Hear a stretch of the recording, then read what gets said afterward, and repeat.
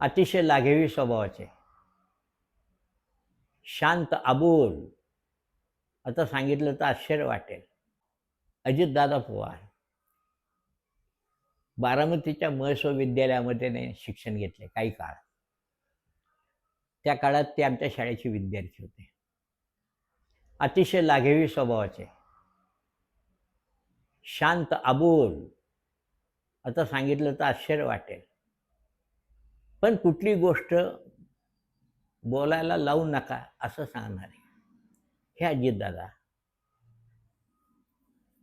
निरलस पारदर्शी मानाची व्यक्ती आणि थोडीशी लाजळू व्यक्ती असं म्हणलं तर हरकत नाही.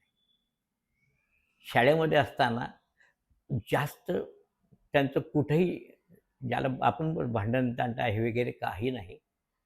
शाळेमध्ये एक उत्कृष्ट विद्यार्थी, अबोल विद्यार्थी म्हणले तरी चालेल.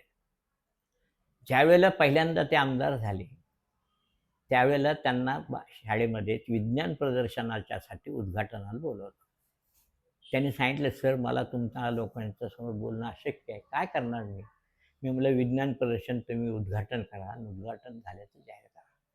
त्यांना शाळेत प्रदर्शन उद्घाटन केल्यावर सगळी उपकरणं बारकाईने पाहिली, माहिती घेतली आणि आनंद झाले.